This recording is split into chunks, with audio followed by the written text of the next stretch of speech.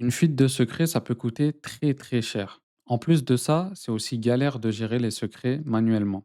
Du coup, c'est quoi la solution sur Kubernetes? La solution, c'est External Secret Operator. On va garder les secrets en dehors de Git et l'opérateur va automatiquement synchroniser les changements directement dans Kubernetes.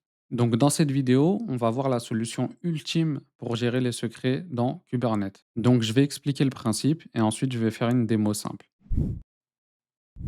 En termes d'objectifs, donc on veut éviter de stocker des secrets dans Git. Forcément, on veut pas que les secrets soient en clair. Et on veut aussi surveiller en continu les secrets pour les mettre à jour automatiquement dans Kubernetes. Le principe est simple. Donc on va avoir des secrets qui sont stockés dans un store, par exemple AWS, Azure, GCP ou Vault.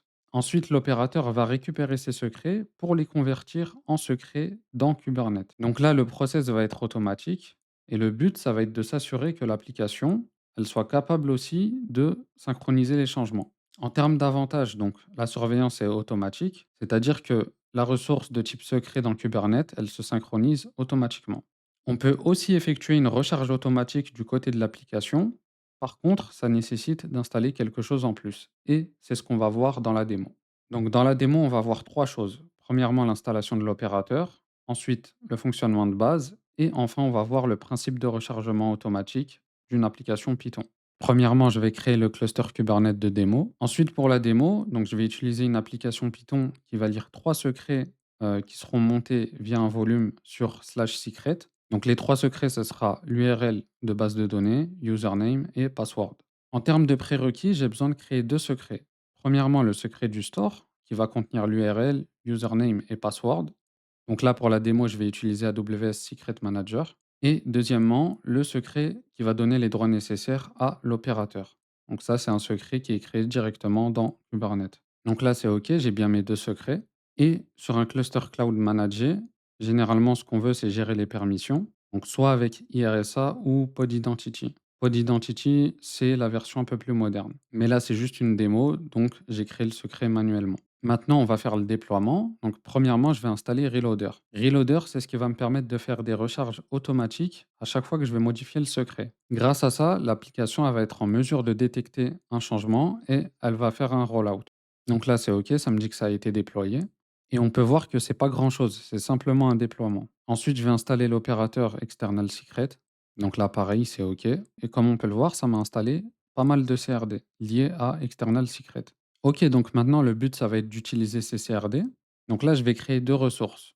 Un cluster secret store qui va donner les accès et indiquer où sont les secrets, c'est-à-dire dans quel store, et un external secret qui va indiquer comment on accède à un secret spécifique. Donc là, c'est assez facile à comprendre.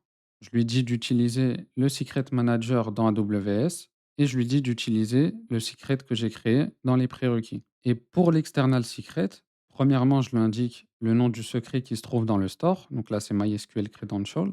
Et ensuite, dans ce secret, je vais chercher les clés une par une. Donc moi, ce qui m'intéresse, c'est de récupérer l'URL, username et password. Une fois que c'est fait, on va vérifier les secrets.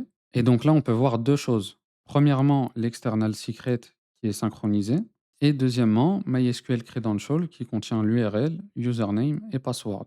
Donc en fait, une fois qu'on a un external secret dans le cluster, ça va convertir automatiquement vers un secret. Et pour finir, je vais déployer une application Python. Donc je vais faire le déploiement et ensuite je vais modifier le secret directement dans le store et on va voir comment ça se passe. Donc là, dans mon déploiement, j'ai ajouté une annotation qui va permettre de faire des rechargements automatiques. C'est grâce à ça qu'on va détecter tous les changements qui sont faits directement dans le store. J'ai aussi rajouté une stratégie rolling update pour qu'on puisse voir comment ça fonctionne. Et aussi parce que le but, c'est qu'on puisse changer un secret sans coupure au niveau de l'application. Donc au niveau de l'application, c'est une application Python Flask qui va simplement afficher les trois valeurs URL, username et password.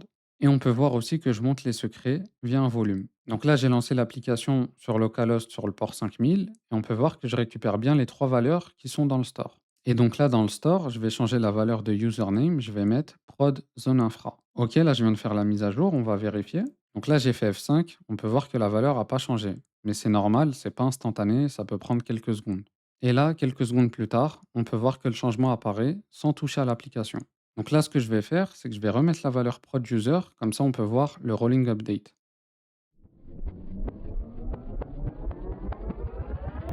Voilà pour la démo. Donc, on a vu que c'était automatique grâce à Reloader et on a aussi vu le rolling update. Conclusion, donc on a vu que la source était externe.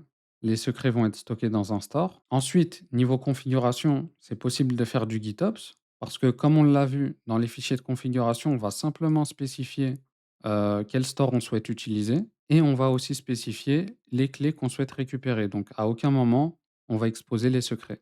Ensuite, en termes de compatibilité, donc il y a plein de providers. Dans la démo, moi j'ai utilisé AWS Secret Manager, mais on peut aussi utiliser Vault ou bien OpenBAO, qui est open source par exemple. Et enfin, on a vu la recharge automatique, donc ça va simplifier la rotation de secrets et c'est aussi plus sécurisé parce que ça peut éviter des incidents. Voilà, donc j'espère que la vidéo a été utile.